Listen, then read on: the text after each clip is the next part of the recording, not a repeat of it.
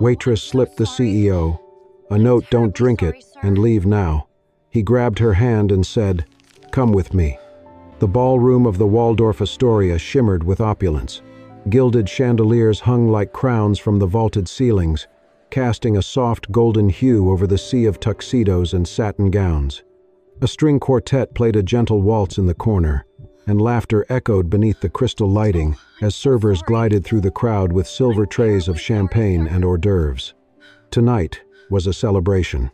Heliocyte Technologies had just gone public in one of the most successful IPOs of the decade, and the world was watching. Investors, tech giants, and media elites had gathered to raise their glasses in honor of the company's meteoric rise. At the center of it all stood Jonathan Raines, 32, the enigmatic CEO and founder. Clad in a tailored black tuxedo, he looked every bit the part, confident, composed, magnetic. Yet behind the surface, his eyes told a quieter story. There was exhaustion in the lines at the corner of his mouth, tension in his jaw, years of pressure, of expectations, of fighting to prove himself. Raised in a New Jersey orphanage, Jonathan had fought his way out with nothing but a scholarship, a brilliant mind, and the kind of relentless will that left no room for failure. Now he stood atop the tech world, but even at the pinnacle, he felt something deeper, a disquiet he could not ignore. At the edge of the ballroom, Aurora Lane, 24, moved quietly among the guests, a tray balanced effortlessly on one hand. Her blonde ponytail bounced with every step, neat and professional. But her eyes, green and sharp, held something else beneath the surface. Worry, urgency, fear. She was not just a waitress. She worked nights at the Waldorf to support her 6-year-old sister, Maya, who waited in the staff room just down the hallway, swinging her feet from a bench, dressed in her usual pink dress. Aurora had promised she would be back in time to walk her home after the event. But something had changed tonight. Moments earlier, she had overheard a conversation in the staff corridor, something not meant to be heard. Men talking in hushed, urgent tones about a plan, a name, Jonathan Raines, and a drink. Aurora's hands trembled slightly, but she controlled it. There was no time to hesitate. She moved through the crowd, weaving past guests, her heart pounding in her chest. Jonathan had just stepped toward the podium. His champagne flute was in hand. A toast was coming. Aurora moved faster. Just as he raised the glass, she approached, letting herself stumble slightly. "Oh, I'm so sorry," she gasped, tilting her tray just enough to bump into his arm. The champagne sloshed from his glass, splashing onto the floor and speckling the sleeve of his tuxedo. Jonathan flinched, startled but composed. "I'm terribly sorry, sir," she said quickly, lowering her tray and pulling a cloth from her pocket. She dabbed at his sleeve with one hand, awkward, apologetic. With the other, unseen by all around them, she slipped a small, folded note into his hand. She didn't wait for acknowledgement. She backed away, still apologizing, disappearing into the crowd before he could speak. Jonathan stared after her for a moment, then looked down at the note in his hand.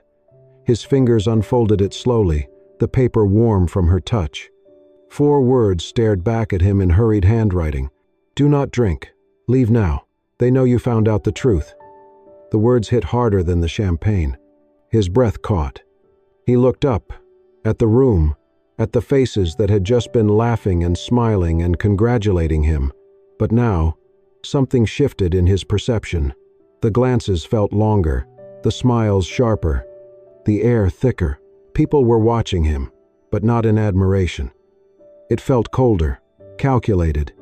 The ballroom was no longer a place of celebration. It was a stage.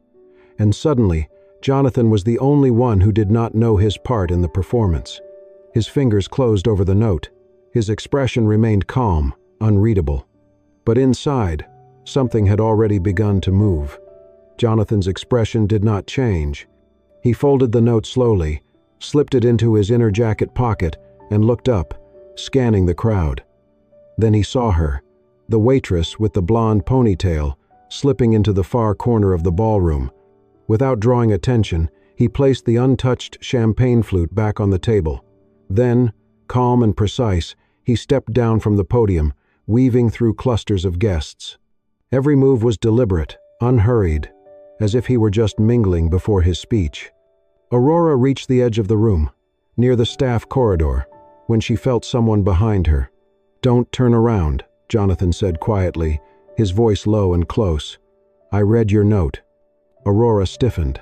Her fingers gripped the tray in her hands. "I need you to come with me," he continued.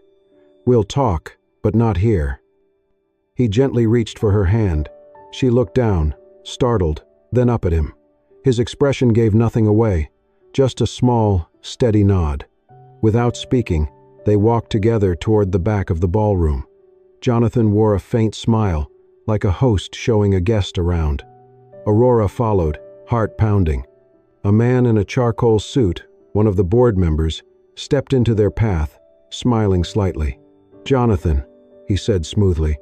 "Sneaking away already?" Jonathan kept his grip on Aurora's hand. "I'll be right back," he replied with a smile. "Just giving my guest here a quick tour." The man glanced at Aurora, raising an eyebrow. "A tour?" Without hesitation, Jonathan stepped closer to Aurora and slipped his arm around her waist. He leaned in as if whispering something flirty. "Too many eyes," he said under his breath. "Not enough air." The man hesitated, then chuckled. "Fair enough. Just don't miss your big toast." Jonathan winked. "Wouldn't dream of it."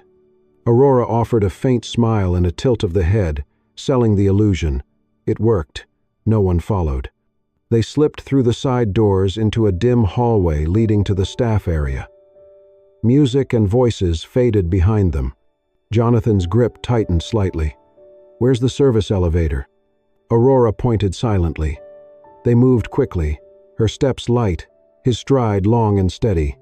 Inside the elevator, the doors slid shut with a soft chime. For the first time, they were alone. Aurora leaned against the wall, breathing hard.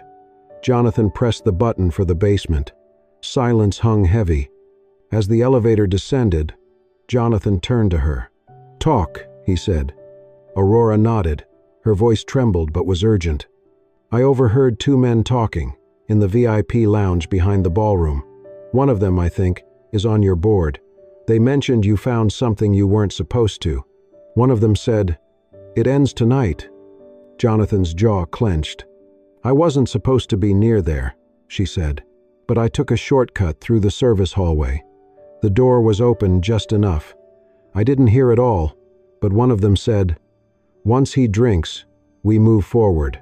Jonathan said nothing, staring at the elevator doors as his mind raced. "I couldn't ignore it," she added quickly. "I didn't know who to trust. I didn't even know if you'd believe me." He turned to her, and for the first time, she saw something unexpected in his eyes. Not suspicion, not authority. Gratitude. "You did the right thing," he said quietly. The elevator dinged. The doors opened into the shadowy service corridor below. Jonathan stepped out first, scanned the empty hallway, then looked back at her. "Come on," he said. "We don't have long." The storage room in the basement was dimly lit, its concrete walls lined with folded banquet chairs, unused linens, and crates of bottled water. The low hum of the building's boiler echoed faintly through the space, but all Aurora could hear was her own heartbeat pounding in her ears. Jonathan closed the door behind them, locking it quietly. He scanned the room once, then turned to face her. "Tell me everything," he said, his voice low and calm. Aurora nodded, still catching her breath. Her hands twisted nervously in front of her, fingers wringing the edge of her apron. "It happened maybe 20 minutes before the toast," she began. "I was cutting through the back hallway, just trying to save time. There's a shortcut near the kitchen that leads past the VIP lounge. The door to the lounge was open just a crack." Jonathan listened intently, his expression unreadable.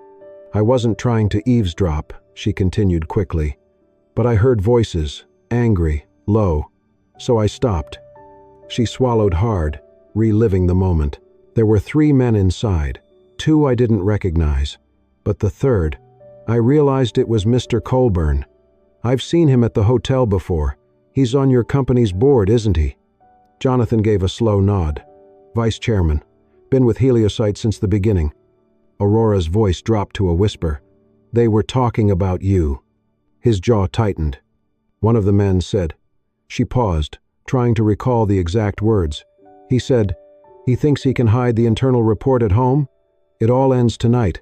That champagne will be his last." Jonathan didn't react, but his gaze sharpened. Then the other one said something like, "We'll sign the new contracts the moment he's gone. If we don't move now, everything he uncovered will destroy us." Aurora shook her head. I didn't understand what they meant at first, but it was clear they were planning to get rid of you. Tonight. A heavy silence settled over the room. Jonathan turned away, bracing his hands on the edge of a storage shelf. He exhaled, slow and long. "I knew something was wrong," he said quietly. "I just didn't realize how far they'd go." He straightened and looked at her, his voice steady. "About a week ago, I was reviewing a quarterly audit when I noticed some inconsistencies in one of our subsidiary accounts, specifically a charity branch we set up 3 years ago." He paced slowly, as if organizing his thoughts aloud. "On the surface, everything checked out, but the deeper I looked, the worse it got. Fake vendors, inflated expenses, money meant for outreach and medical grants, siphoned off into private accounts." Aurora's eyes widened. "By Mr. Colburn?" "I do not have definitive proof yet," Jonathan replied. "But I traced enough of the paper trail to know this wasn't just negligence. It was deliberate." He paused, then added, "I was planning to take it to the board next week. I thought I had time to build the case." Aurora stepped closer, her voice shaking slightly. "But someone found out." Jonathan gave a slow, grim nod. 3 days ago, I got an anonymous message. Just one sentence. "Drop it, or you'll regret it." I thought it was just a threat. Empty words. I've had worse thrown at me over the years. He looked down at the floor, his voice softening. I underestimated how much was at stake, and how far they'd go to protect it. Aurora's hands were still trembling. "If I hadn't overheard them—" "You did," Jonathan interrupted gently. "You acted. You warned me. That alone might have saved my life tonight." Their eyes met. For a moment, they stood in silence, the weight of what had almost happened pressing in from all sides. Somewhere above them, the sound of music still echoed faintly from the ballroom. But down here, in this hidden corner of the hotel, the air was colder, the stakes infinitely higher. "We cannot go back up there," Aurora whispered. "No," Jonathan agreed, "but we are not going to run either." He reached into his jacket and pulled out the folded note she had given him. "This changes everything," he said. "Now we move carefully, and we move together." Jonathan stood still for a long moment, processing everything Aurora had just told him. The room around them felt tighter now, as if the walls themselves understood the weight of the truth. "We cannot stay here," he finally said. "We need to get you out of this building." Quietly, Aurora looked down, nervously twisting her fingers. I can't leave yet," she said. "My sister, Maya, she's waiting for me at the back entrance. I told her I'd be done by 10. Jonathan's expression softened. "She's here? In the hotel?" Aurora nodded. "She always comes with me when I work night shifts. I don't have anyone else to watch her." He looked toward the door, his voice now calm but decisive. "Then we go get her. Now." He led Aurora through a series of narrow service corridors, bypassing the main elevator shafts and security stations. Every corner they turned felt like a new risk, every echo behind them a possible danger. But Jonathan remained composed, his presence grounding Aurora even as her heart raced. At the end of one hallway, they reached the emergency stairwell. Jonathan pushed open the heavy steel door and motioned for her to go first. The stairwell was dim and industrial, smelling faintly of dust and old concrete. They descended in silence, footsteps soft and urgent.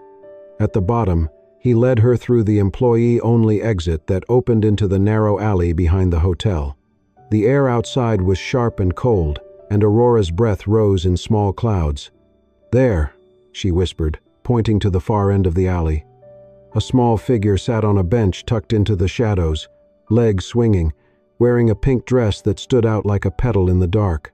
"Maya," Aurora called gently, breaking into a light jog. The little girl looked up, beamed, and ran toward her sister, arms outstretched. "I was starting to get cold," she said, her voice light and innocent. Jonathan followed behind, silent, watching them. Aurora bent down and hugged her sister tightly. When she looked up, Jonathan was already removing his tuxedo jacket. Without a word, he knelt in front of Maya, draped the jacket around her small shoulders, and gently pulled it snug. "Sorry we're late," he said, his voice soft and warm, "but your sister just did something very brave." Maya looked up at him with wide eyes. "Is she in trouble?" "No," he smiled. "She helped someone. She helped me." Maya blinked, then nodded solemnly, as if she somehow understood more than her years allowed. She reached out and took Jonathan's hand, small fingers wrapping around his. Aurora stood motionless for a moment, overwhelmed. The cold night, the fear, the uncertainty, all of it had crushed down on her shoulders for so long. And yet here was this man, powerful, composed, and now crouched beside her sister, treating them like they mattered. No one had ever done that before. Jonathan stood, gently lifting Maya into his arms. "We're not going home just yet," he said, looking at Aurora, "but you're both safe now." She nodded, unable to speak, her throat thick with emotion. Jonathan reached into his pocket and pulled out his phone. He stepped a few feet away, dialing quickly. "Mark, it's me," he said, his tone quiet but firm. "I need you, right now, no questions. Back alley entrance of the Waldorf." He paused, listening. "Yes, and bring your bag. We may not have long." He hung up and turned back to them. "A friend of mine is on his way, someone I trust. He used to be NYPD, left the force a few years ago, got tired of the red tape. He's a private investigator now, smart, careful. Name's Mark Dalton." Aurora nodded slowly. "And you trust him?" "With my life," Jonathan said. She looked at him, really looked. For the first time, her eyes met his without fear, without distance. Something unspoken passed between them, something simple and human. Trust. And maybe the beginning of something even more. The black SUV rolled quietly through the Manhattan streets, away from the glittering lights of the Waldorf Astoria and into quieter neighborhoods. Aurora sat in the back seat with Maya curled against her, already dozing off beneath Jonathan's jacket. Jonathan sat beside them, silent, his thoughts clearly elsewhere. They arrived 20 minutes later at a modest brownstone nestled between two towering glass buildings. It was the kind of place that went unnoticed, a structure with charm but no extravagance. Jonathan led them up a narrow staircase and unlocked the door to a second-floor apartment. "Here," he said softly. "You'll be safe." Aurora stepped inside and paused. She had imagined glass walls, high-tech panels, maybe even a private elevator. But instead, the space was surprisingly simple. Warm wood floors, shelves filled with books and framed photographs, a worn leather couch, and soft lighting. It felt lived in, not staged. She looked at him with new eyes.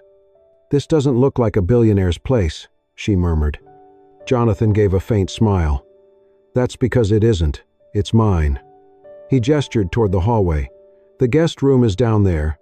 You can put Maya to bed if you'd like." Aurora nodded and carried her sleeping sister down the hall. Jonathan waited until the door closed before moving to a cabinet near his desk. He reached behind a row of books and pressed a small latch. A panel slid open, revealing a small wall safe. He dialed in the code, paused for a second, then opened it. Inside was a stack of folders, neatly labeled, along with a flash drive and a leather-bound notebook.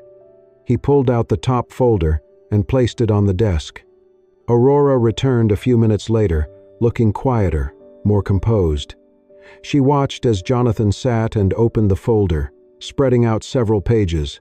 "These," he said, tapping the papers, "are copies of internal audits from our subsidiary offices.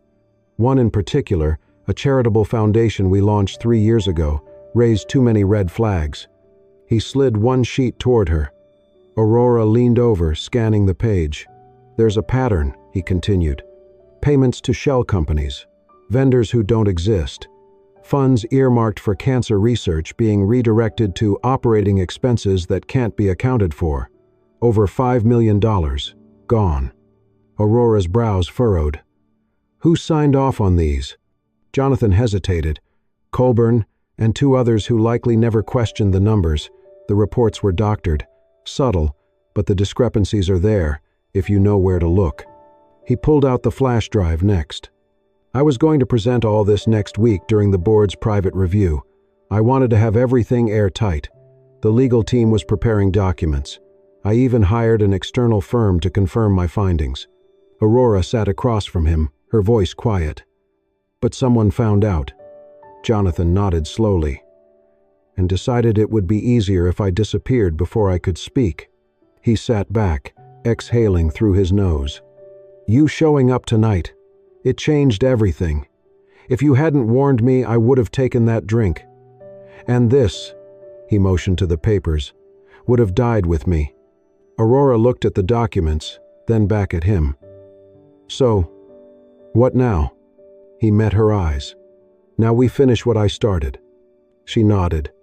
Outside, the city carried on, horns blaring, lights flickering, lives rushing past each other in anonymous streams. But in that quiet apartment, under the soft light of a single desk lamp, something important was happening.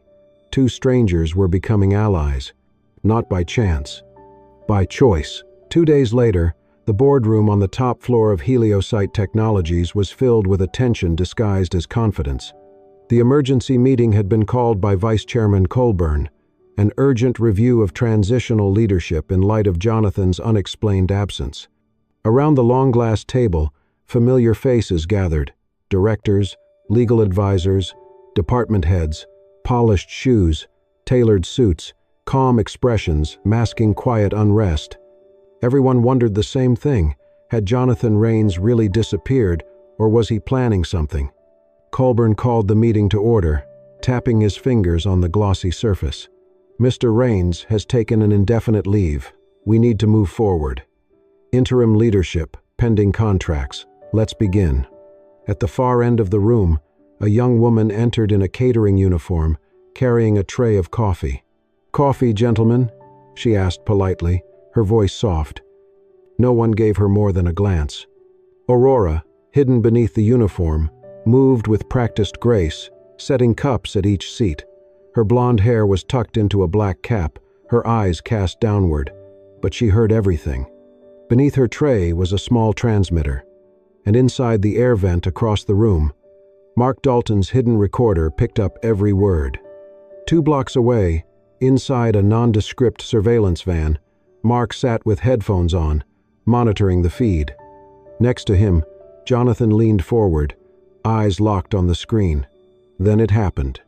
Harlan Dent, a legal advisor in his 50s, shifted in his seat and muttered under his breath, unaware his mic picked it up. Even if he has the originals, it's too late. He's probably on a jet or buried somewhere. Someone let out a low chuckle. Another board member added, "If he's smart, he'll stay gone. We've already locked in the votes." Colburn didn't respond, but the hint of a smirk curled on his face. In the van, Mark pressed a small button on the transmitter, a silent signal. Inside the boardroom, Aurora took a slow step back. Then the doors opened. Heads turned. Jonathan Raines stepped inside, calm, composed, and unmistakably alive. The room froze. The air turned to ice. Colburn stood halfway from his chair, pale. "Jonathan, we weren't expecting."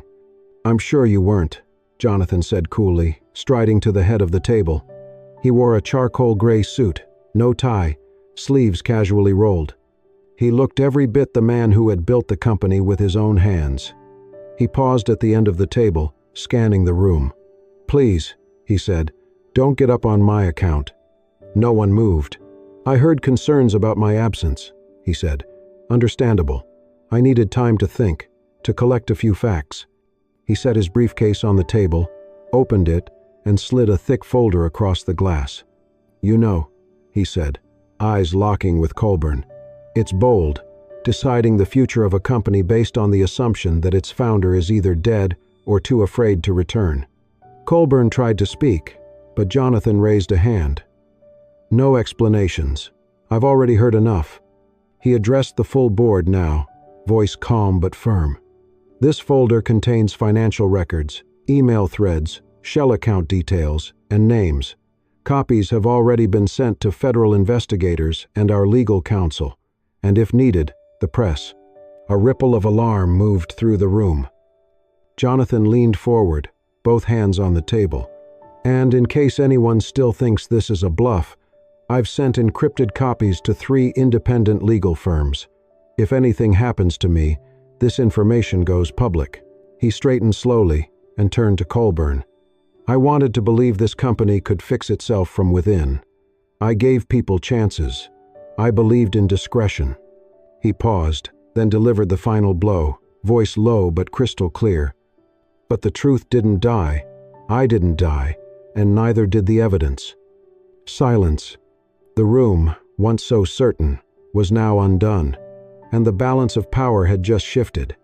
3 days later, the press conference at Heliosite headquarters drew a full crowd. Cameras lined the back wall, lights blazed from every angle, and the air buzzed with anticipation. Reporters, shareholders, and staff filled the room, some anxious, some hopeful, all waiting for answers. Jonathan Raines stood at the front, composed in a navy blue suit, no tie. To his left, company counsel. To his right, a screen displaying the Heliosite logo and one bold word beneath it: transparency. He approached the podium and scanned the crowd. "Thank you for being here," he began. "I speak today not just as CEO, but as someone who came close to losing everything because I refused to look the other way." He let the silence settle before continuing. "In recent weeks, I discovered serious misconduct within one of our charitable arms. A foundation meant to fund medical outreach had instead been used to divert millions into private accounts, signed off by members of our own board." A low murmur rippled through the crowd. "Using documentation and the support of outside investigators, I've turned over all evidence to federal authorities. Arrests have been made. Heliosite is cooperating fully." Phones buzzed and reporters began typing, but Jonathan kept his gaze steady. This moment isn't only about corruption, it's about courage, about choosing truth when silence feels safer. He paused, then gestured to the edge of the stage. None of this would have been possible without one person, someone who saw something wrong and chose to act. All heads turned as Aurora Lane walked onto the stage. She wore a simple navy dress. Her blonde hair fell in soft waves, her posture composed. Though nervous, she held her chin high. The event host took the mic and smiled. "This is Aurora Lane, a part-time waitress who refused to stay silent. In doing so, she saved not only the life of our CEO, but the future of this company."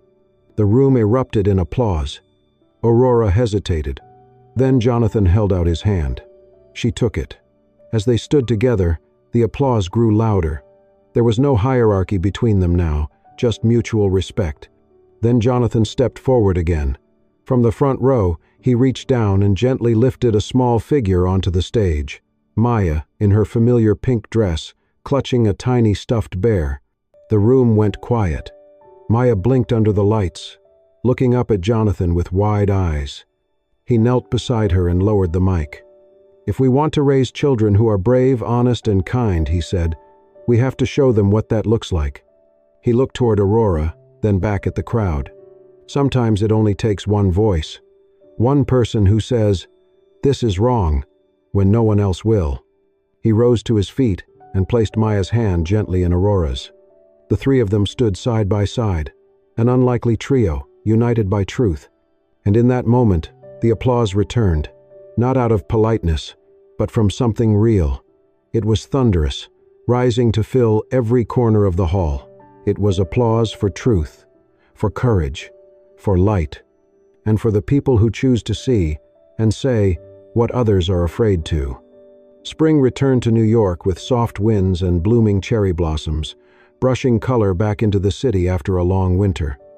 Life at Heliosite had changed, radically, but for the better. In the weeks following the public revelation, the company launched sweeping reforms.